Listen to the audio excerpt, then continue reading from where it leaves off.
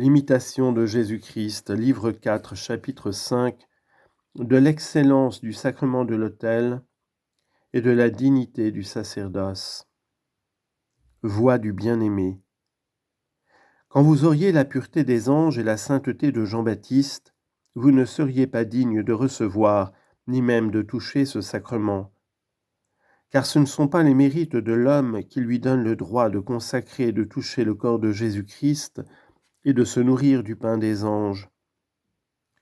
Ô mystère ineffable, ô sublime dignité des prêtres, auquel est donné ce qui n'a point été accordé aux anges. Car les prêtres, validement ordonnés dans l'Église, ont seuls le pouvoir de célébrer et de consacrer le corps de Jésus-Christ. Le prêtre est le ministre de Dieu. Il use de la parole de Dieu selon le commandement et l'institution de Dieu.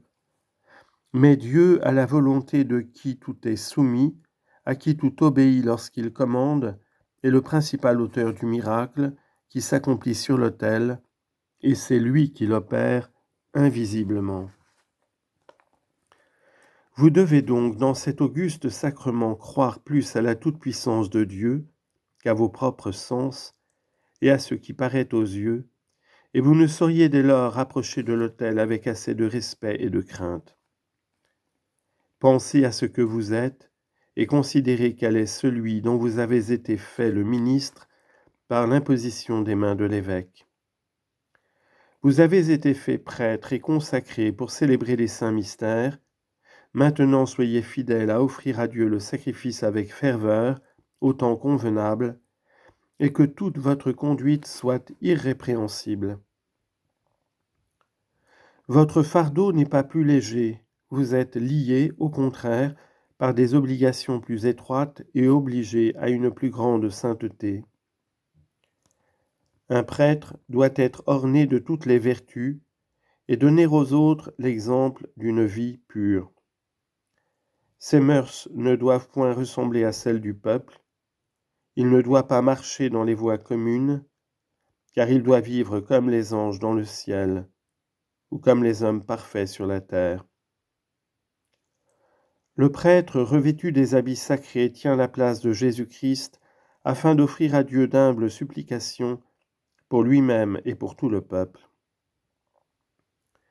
Il porte devant et derrière lui le signe de la croix du Sauveur, afin que le souvenir de sa passion lui soit toujours présent.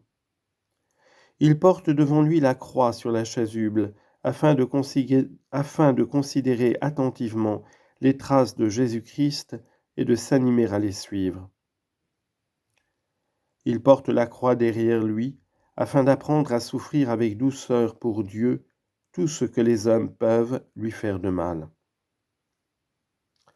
Il porte la croix devant lui, afin de pleurer ses propres péchés. Derrière lui, afin que par une tendre compassion, il pleure aussi sur les péchés des autres. Et se souvenant qu'il est établi médiateur entre Dieu et le pécheur, il ne se lasse point d'offrir des prières et des sacrifices, jusqu'à ce qu'il ait obtenu grâce et miséricorde. Quand le prêtre célèbre, il honore Dieu, il réjouit les anges, il édifie l'Église, il procure des secours aux vivants, du repos aux morts, et se rend lui-même participant de tous les biens. Chapitre 6. Prière du chrétien avant la communion. Voix du disciple. Seigneur, lorsque je considère votre grandeur et ma bassesse, je suis saisi de frayeur et je me confonds en moi-même. Car si je ne m'approche de vous, je fuis la vie, et si je m'en approche indignement, j'irrite votre colère. Que ferai-je donc, mon Dieu, mon protecteur, mon conseil en tous mes besoins? Montrez-moi la voie droite, enseignez-moi quelques courts exercices pour me disposer à la Sainte Communion.